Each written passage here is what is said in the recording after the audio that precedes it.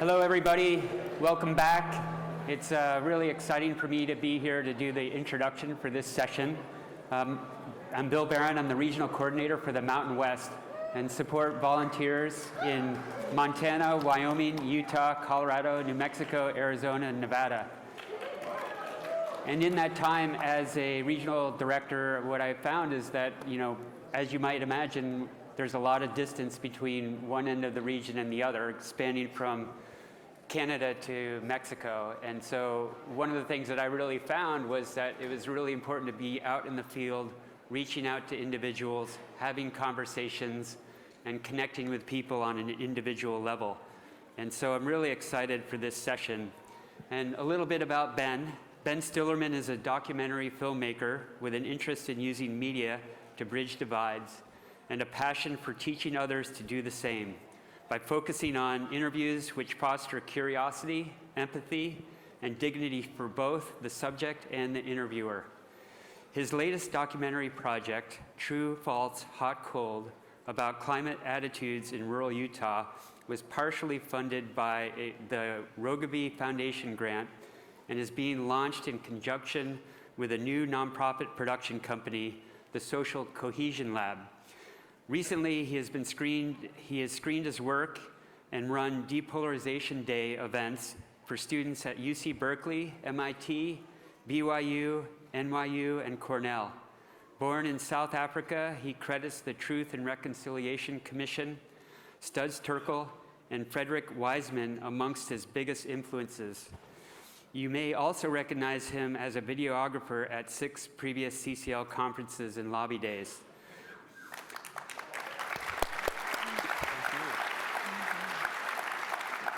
So it's really personally exciting for me to be here and do this presentation, knowing that the work that I found being effective in the region is to be reaching out to people across the political spectrum and the value of having conversations. And that is, I found, to be the most successful in listening first, and from there being able to find common ground. So I'm really excited to hear this discussion, as well as just see what the future holds for Ben and the work that he's doing. So with that, I'll pass it to you, and thank you for being here. Thank you. Yeah. All right, thank you, Bill, and welcome, Ben. We're very glad you're here. Thank you. Like Bill said, we have common ground. We are out there doing this kind of work, and then Ben is an artist out there and a thinker, and someone also who wants to stretch boundaries and see where we can grow as a community. And he's documented that in these wonderful short videos, which are compiled kind of like a collection of short stories, where you follow some people kind of through the stories, and you get a chance to see them saying different things around different topics, but each little story stands on its own and beautiful in that way. We're going to start with looking at 2 of them, and then we'll have some conversation, and then we will wrap up looking at 1 more, and then wrap it up there. Sounds good, right, Ben? Yeah, thank you so much for being here and spending time with me. I got to just say it's extra special to be here after having done so many CCL lobby days. I recognize so many people. It's lovely to be able to screen together with you like this.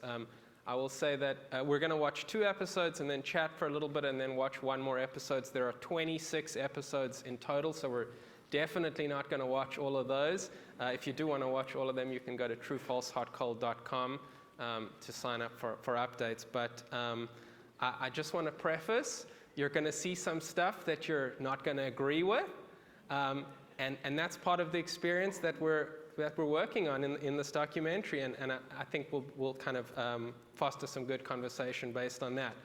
So yeah, let's watch the first 2 episodes. It's about 12 minutes long.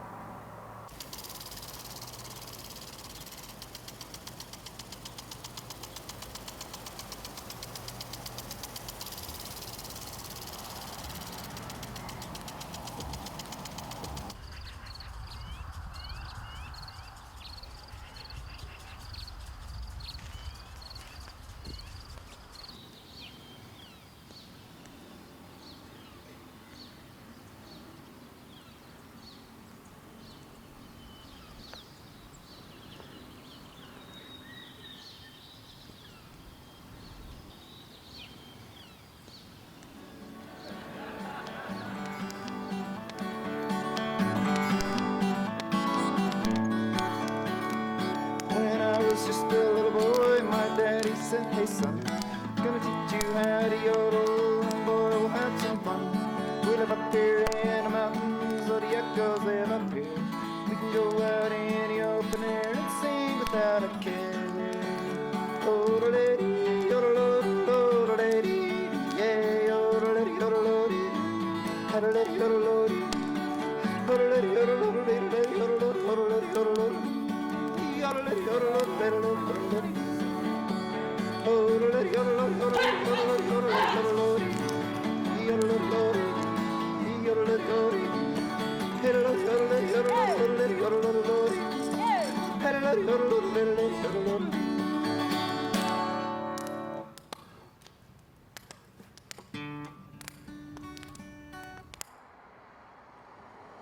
What's the vibe of Emery County? What are people like here? What are people up to here? What are people about?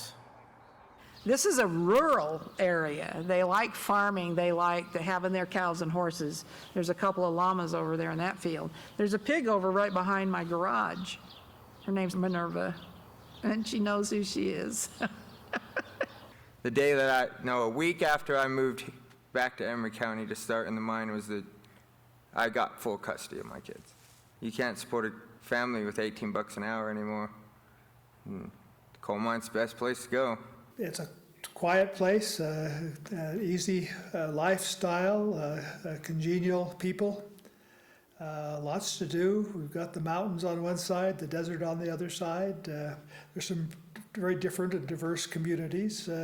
We may all look alike to people coming from outside, but we all have a sense of which community we belong to here and our share of rivalry. People in Emery County value their privacy. They value their wide open spaces. On the one hand, we love our beautiful environment that we have here. On the other hand, we don't want the whole world to know about it. To prolong a life that is comforting and pleasurable and peaceful and your family is safe, those are the foundations that most of the people that I know and in the people in this town and in every town I know about, that's what they want first, is the safety of their family.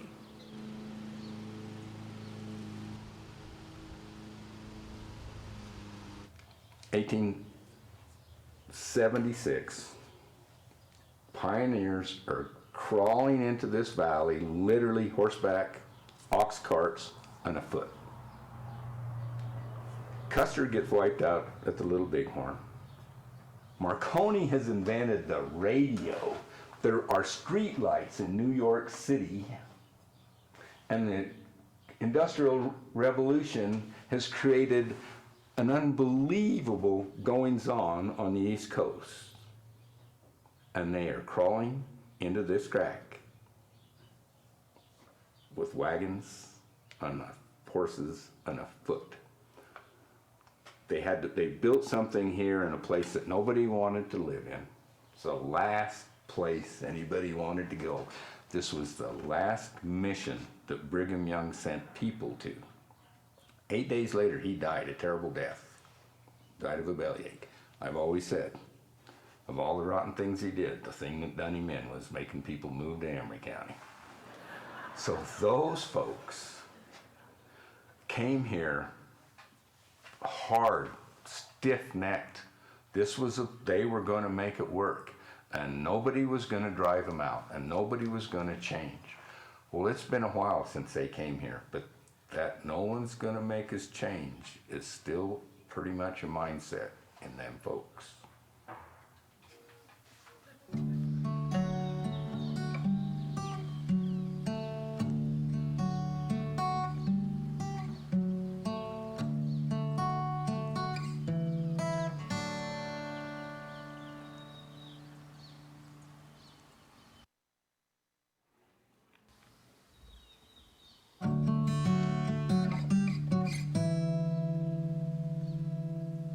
Is it hotter than you remember when you were growing up?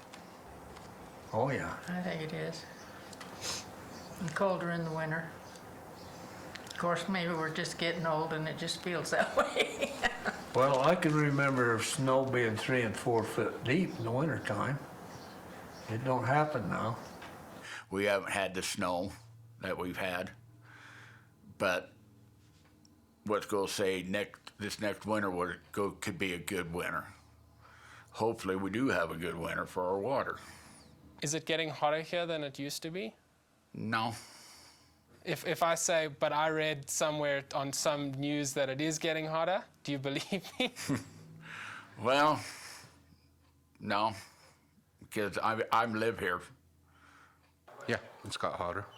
But now ask me, do I think it's going to stay hotter? No.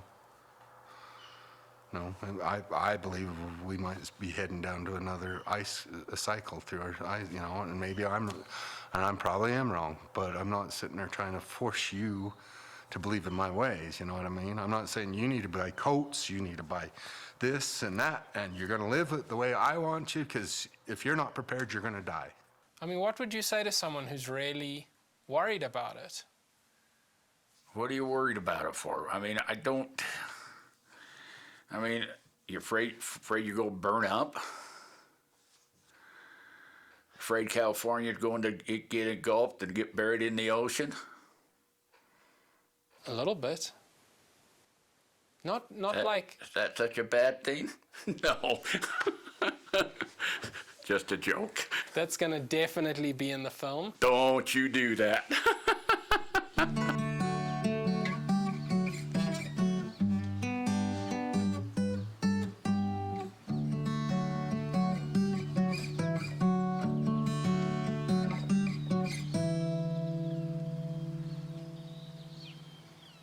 Do you feel connected to nature? Do you feel like nature is an important part of your life? I feel like nature's an way important part of humanity. So we'll see what. Feel real connected to the nature. So. Now, Ross, I can see you're a little emotional, a little nervous. Yeah. Can you tell me what you're feeling? What are you reacting? Just never really sat down and had somebody ask me what they thought or how you would think, and like he says, I'm nervous, but I'm also excited. So my family's livelihood depends on the earth. I've shared with you our garden tomatoes. We eat out of the garden. We eat our own beef. We share with others. I see myself as a steward of the land. Family farms are scratching out a living, doing the very best they can, taking care of the water resources we have, taking care of the animal resources we have to provide. You're either praying for rain or you're thanking people for rain, or the new cattle crop, or you're praying for your crops that you just planted and the harvest time. There's always a give and take. So yeah, so you have to have some respect and appreciate and gratitude for what you have around you. When the rains come, yeah, you get out here and look at the stars at night. It is so beautiful. It is. You can feel it. You can see it, and it's a part of us.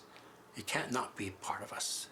If we're not a part of us, we're living too far behind, or we're too far ahead. We're not present anymore. So, in this area, I believe you could go out there on the desert and walk in places where you can be pretty sure there's never been another human being walk, or if there was, it was probably thousands of years ago. So, you can be out there, you can be all alone, and just let your mind wander and drift. The farmers and the ranchers here, they live or die by their property, by their cattle, by their land, and their water. I'm nothing against city people in that sense, but you've pulled yourself away from nature so much. Most of that was like up north in Salt Lake and up into Spanish Fork. Most of that was cherry trees, beautiful orchards, grasslands. Now it's nothing but buildings and they're the biggest freaking ones that vote green, but they're the ones that do the most damage. So how is a farmer that's sitting there saying, I want my kids to keep this as a ranch, I don't want it developed, being told he's worse on the environment than the people that's just paved over it and built on it, telling me that they're self-righteous, you know what I mean, about because I donated to Greenpeace or something like that.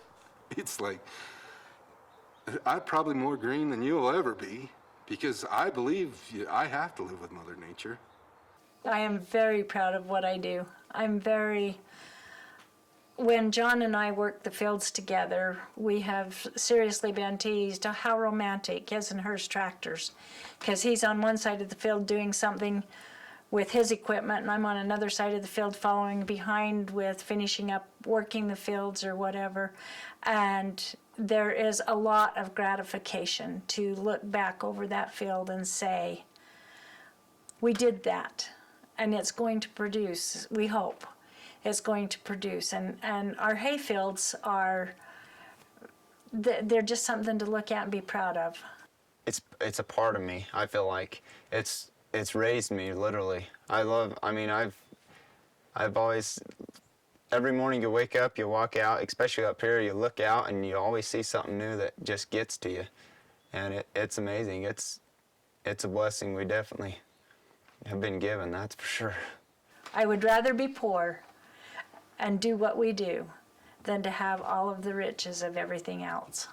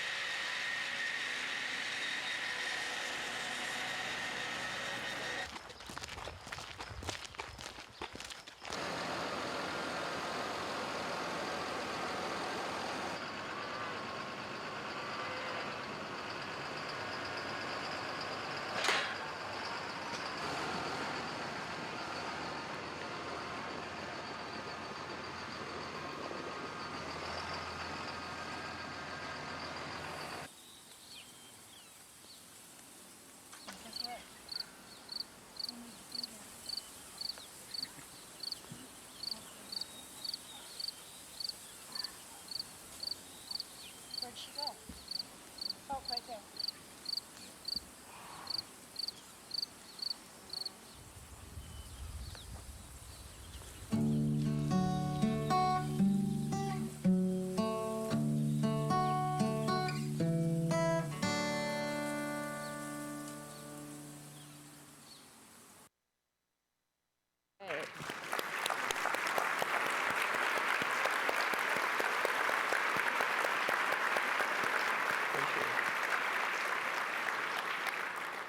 All right, so let's talk first about the work of making these documentaries. How did you pick that county in Utah? Yeah, so as you may have read, there's this kind of ongoing Yale opinion survey where they kind of ask people around the country their feelings about climate, and this county, Emory, was a sort of outlier on the map of all the counties in the country, of a particularly kind of uniquely skeptical place about climate change. And I was living in Los Angeles at the time. It was about a 10-hour drive. I did a little bit of reading about it and saw that it both had coal mines, coal power plants, and also cattle. I took a drive out there and the first time and just sort of to see what the feeling in the air was like, and showed up at the gas station and started introducing myself, and people were incredibly hospitable and interested and happy to chat and kind, and the place was beautiful, and ended up sort of deciding that there was a story here that was deeper than just one sort of stat that you see when you're reading a report. I felt that there was a story beyond just a singular narrative that was going on that was worth investigating. Mm-hmm. And you went out once, and then talk about that sort of timing and filming. Yeah, it was a slow process. Went out, I think, in 2019 for the first time to just literally say hello by myself, introduce myself, spent a couple weeks out there.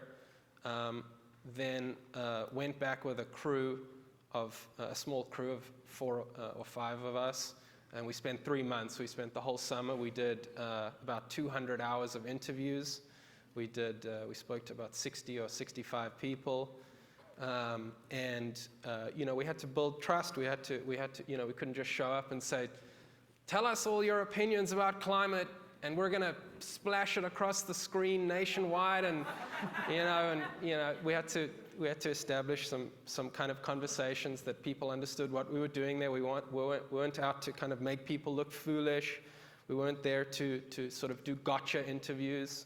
We wanted people to understand that we were there to have conversations, to have good conversations. And that really is kind of at the core of the work generally, is I'm interested in how do we have better conversations across ideologies. That really feels like the governing principle behind the documentary.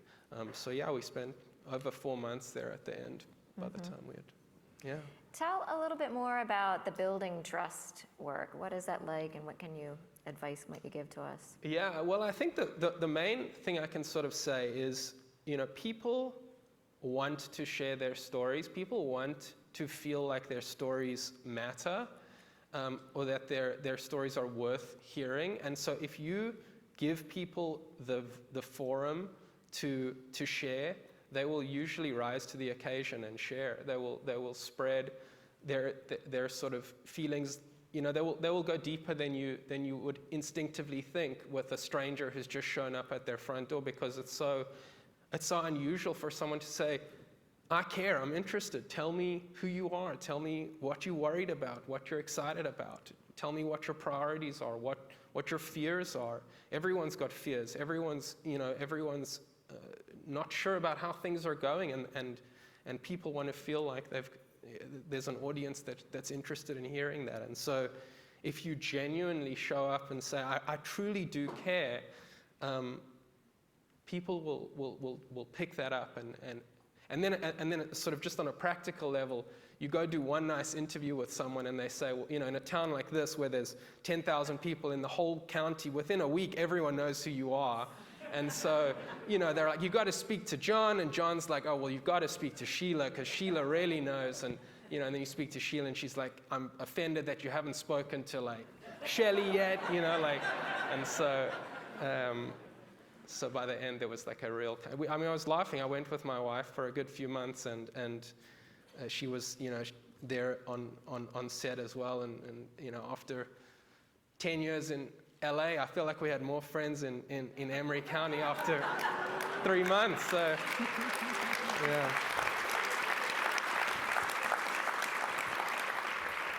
Now, is that what you call deep listening?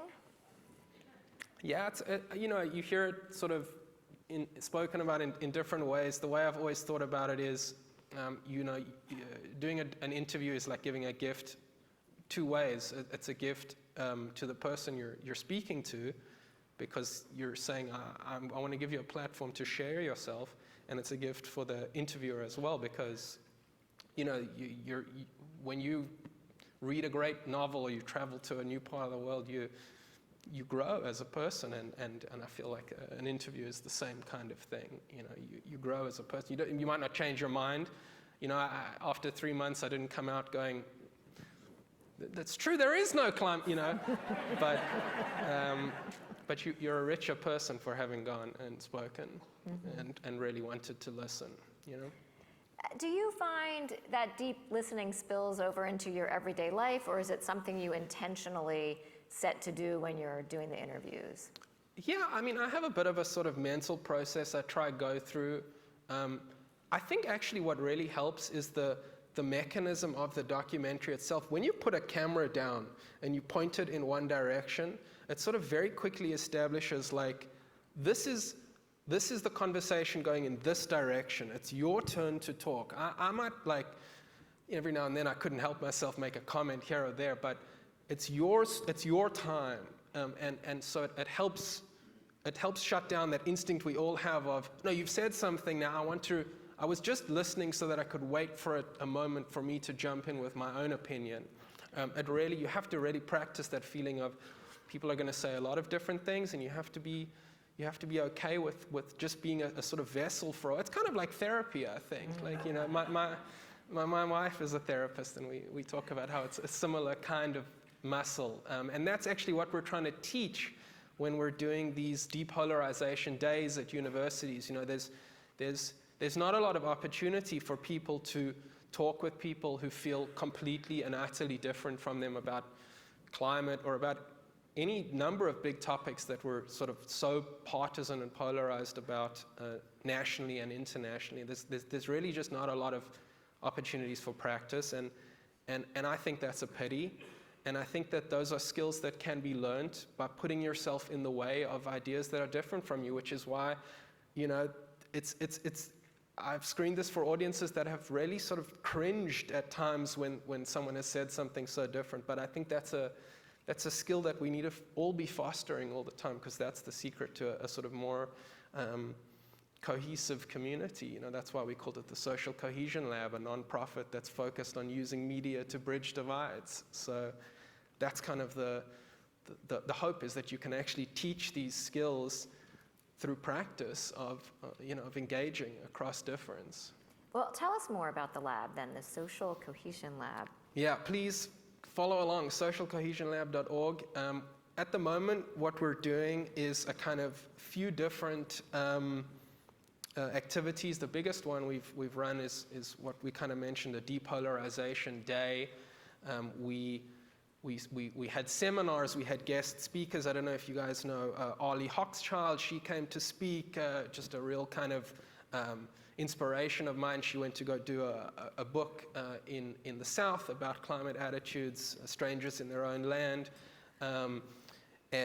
We screened some documentaries, our documentary, and then some other bridging documentaries where people were talking across different ideologies. And then we did a practical component where we gave cameras out to all the attendees, and we gave them a few minutes to learn how to do an interview, and then we sent them off to go and interview each other. And it was a wonderful experience where we kind of try to put into action this process of using different kinds of media to really sort of engage with difference. Now, granted, the audience of students at Berkeley weren't massively ideologically diverse. I mean, it was a particular crowd of people, but even there, it wasn't focused so much on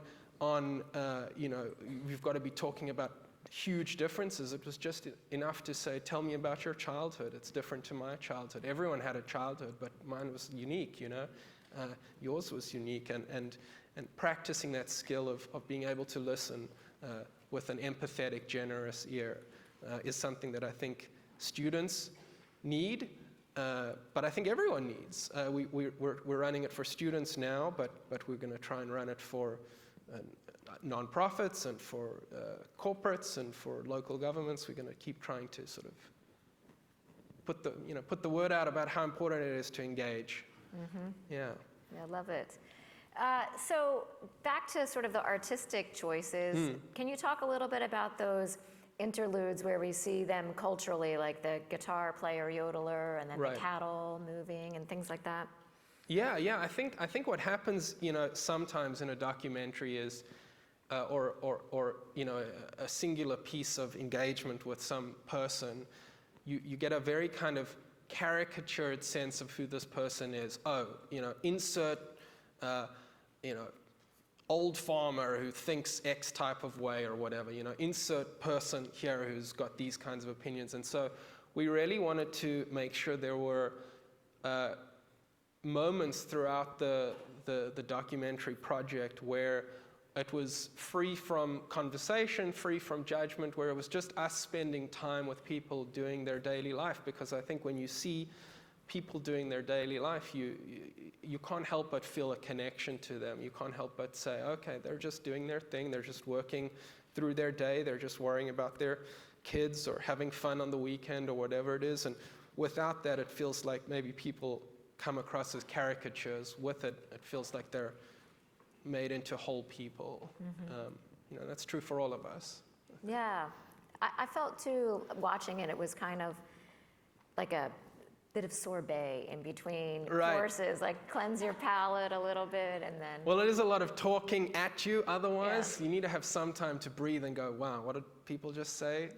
Did I How did I feel about that? And actually, that's one of my favorite things is trying to suss out how an audience is feeling when they're hearing this stuff, and then when they get some time to breathe and sort of digest it. It's uniquely sort of enjoyable for me watching the audience watch the film, because I get to kind of live their experience through it as well. And those interludes are a time when they get to sort of reflect. Yeah. Talk about the choice between making these 5-minute or so versus like an hour and a half or a 2-hour documentary.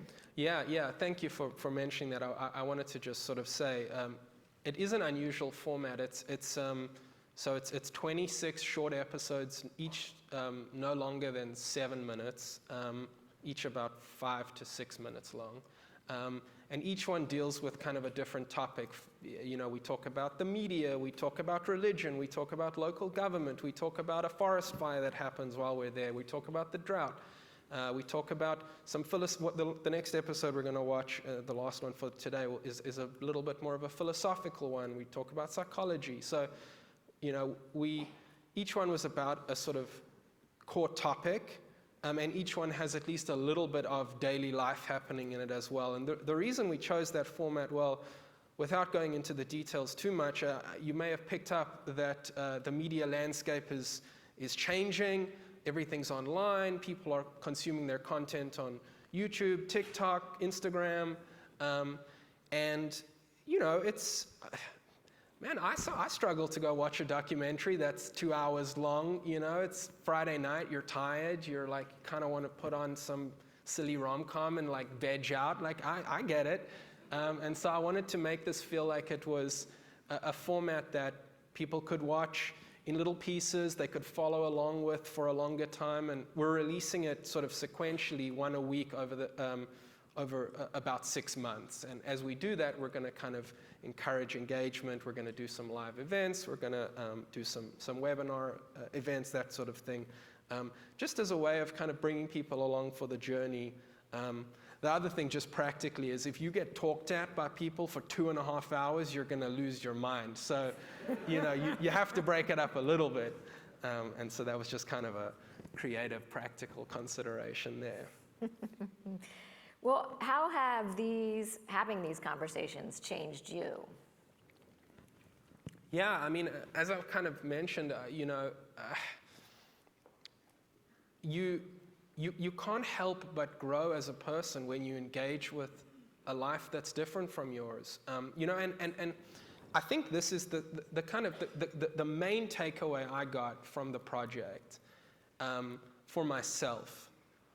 Because there was a part of me that said, maybe I'll go there and like I'll show a few graphs and I'll say a few clever things.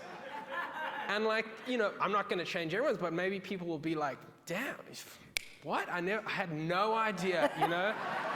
And it's not the way it happens. You know, people's beliefs are formed through a really slow combination of personal experience and the experiences of the community in which they spend their time, you know, and so I think that what sort of changed for me is this attitude of, you just need to think of a good way to kind of convince someone and then they'll change their mind. No, the reality is like, you have to accept that minds change really slowly, that beliefs form not in a vacuum, but in a community.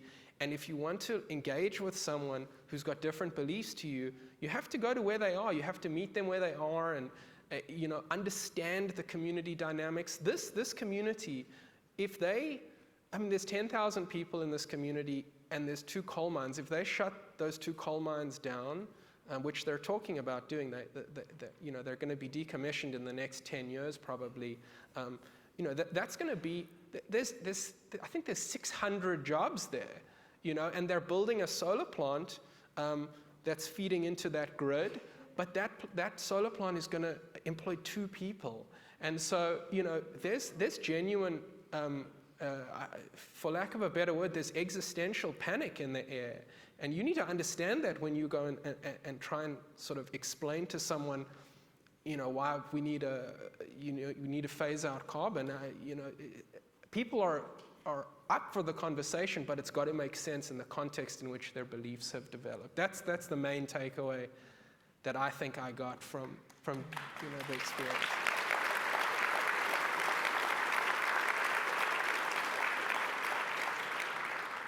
I should say one other funny thing, which is that 90% of the land in Utah is federally owned, or state-owned or federally owned, and so a lot of people there are kind of looking around and they're like, it's beautiful, there's nothing there. They're like, we don't, where do we see? We don't see anything. But the farmers that do have land, they're very happy to, put up solar panels on their land that they're not using there. And so I think what's cool is there are allies to be found in ways that we might not sort of, that guy Ross, who's, who got a bit emotional, he's building one of Utah's biggest solar plants on his land. Because,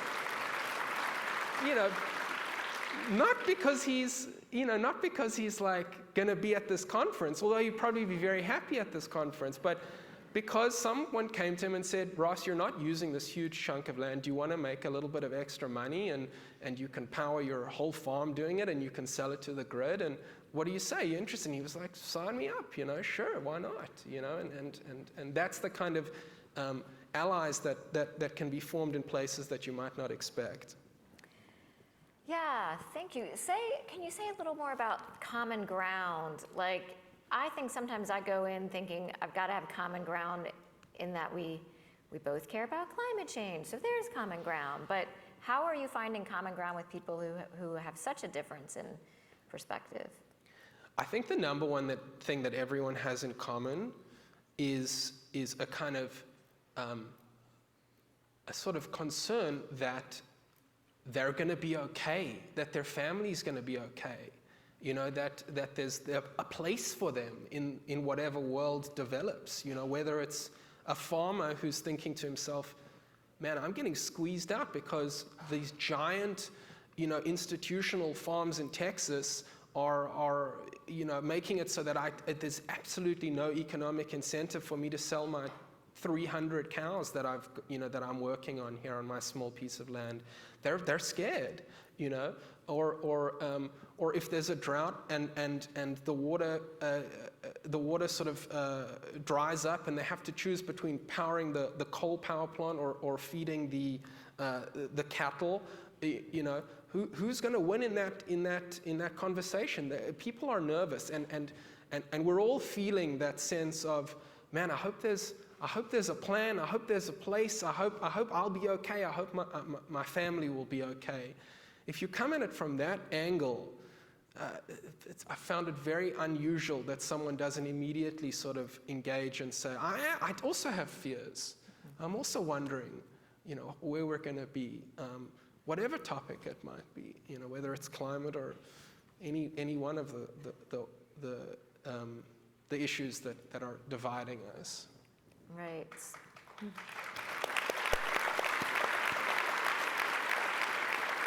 Guys are such a warm, generous audience. It's so nice.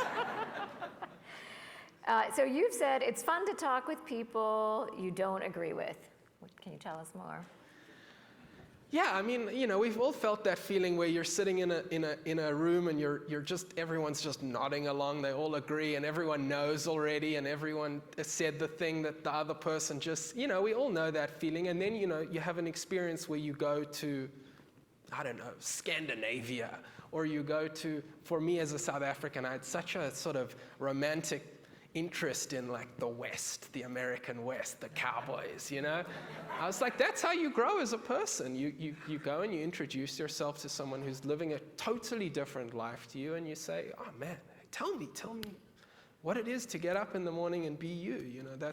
It's such a wonderful joy to be brave and say, please, tell me who you are. I want to know more, because that'll give me more to my life. I absolutely love it. My favorite thing in the world is arriving at a place, knowing no one, pulling up at the gas station and saying, who can I talk to first? Who wants to chat first? And you'll get some side eyes, but you'll get some takers. I love it. That's awesome. All right, well, we have one more to watch, and then will chat for a little bit 3 after minutes that. afterwards. Yeah, thank you all. One more episode, 5 minutes.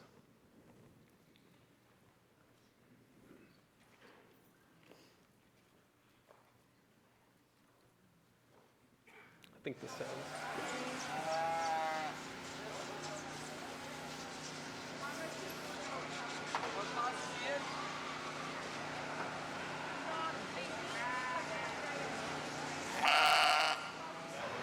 All right, ladies and gentlemen, I think we're ready to get fired up with our auction this morning. We appreciate you coming back out to support the Southeastern Utah Junior Livestock Show yet again this year. I believe we're going to start out on the goats. Starting to count now. Who gives $1,000? Who gives $1,000 today? $1,100. $10, $11, $11, $11, $11, $10, $11, $11, $11, $11, now $1,200, $12, $11's here now. $12, $12, now $13. Who 13? Who 13? 13, 13, and now 14, 14, but I'm 14. 13's here now. 14, now 14, 14, 15, 16, 17, $100 now. Who 17, 17, 17, 18, you got $1,800. 17, 18, 18, 19, 19, but I'm 19, now $2,000, now $2,100.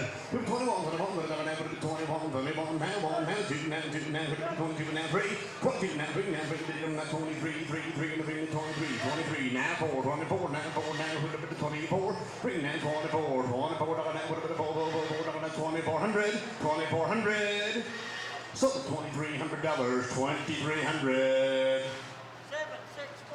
Buy number 764, number 764. I can't hear you, there's a pig yelling in my ear.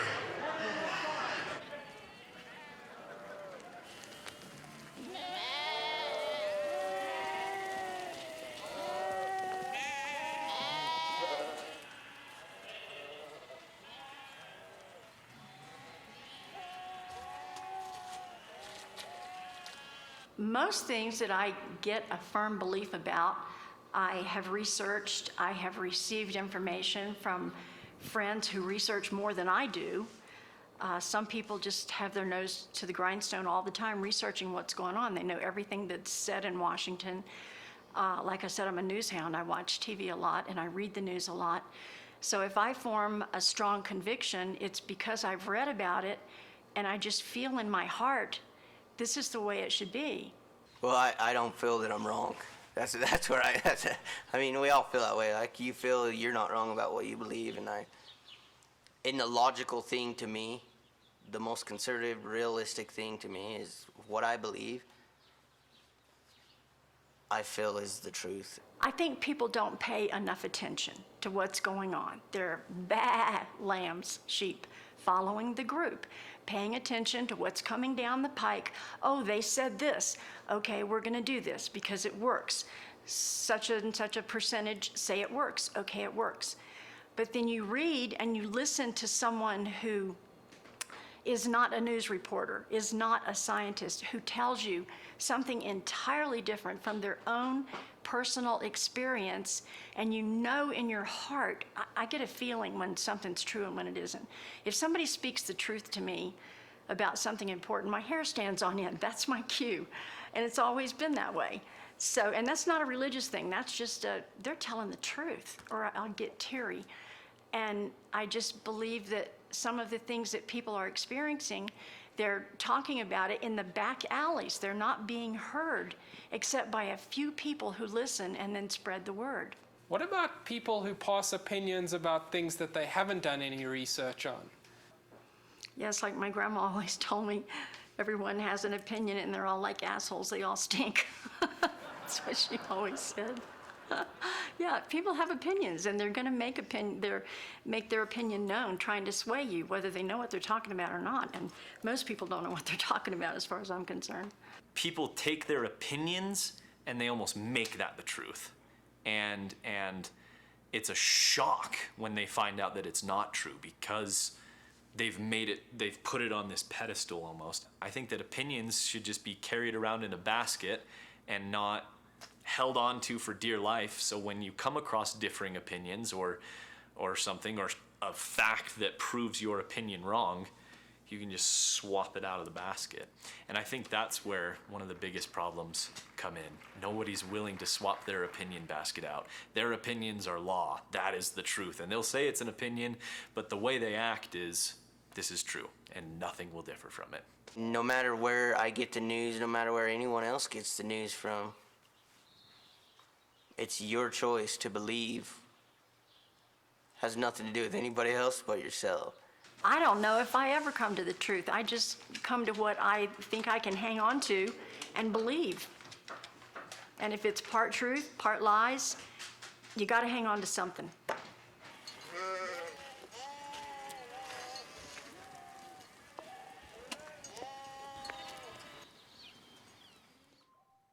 All right.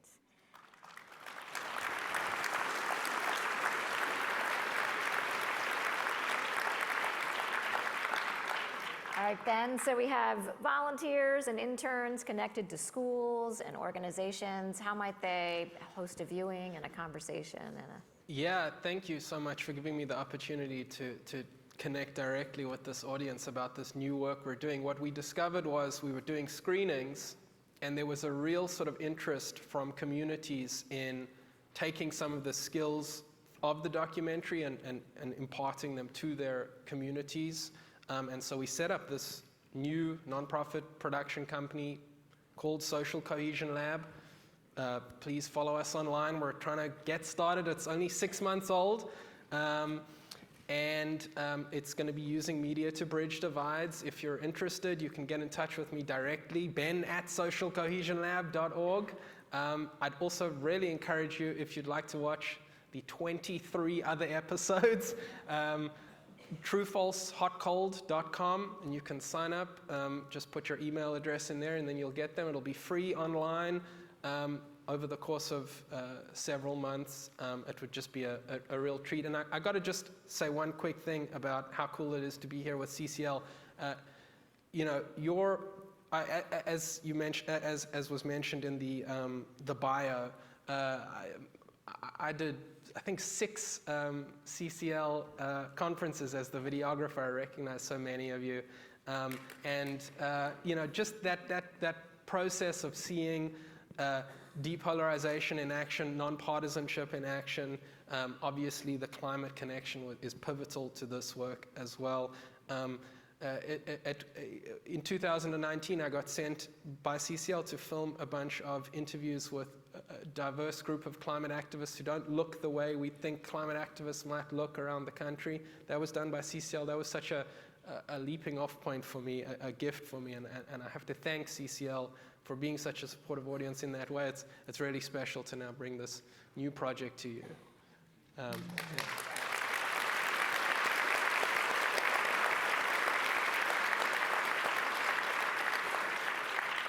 So it's a real relationship we have with you, huh? Oh, absolutely. It's so special to be back at Omnia. Come on, I've been coming to the Shoreham for years now. It's lovely to be back. And I should say, you know, on that note, I'll hang out for a few minutes afterwards if anyone wants to come say hi or anything. Yeah, it's just great to be here, and I'd love people to please just, the best thing you could do would be to follow along and watch documentaries that aren't about people being bad and good, but are about people being people in all their complicated, messy ways like we all are. So please do follow along. Thank you. All right. Okay. All right, thank you so much, Ben. Thank you. All Thank you right. very much, everyone. All right, we can go that way.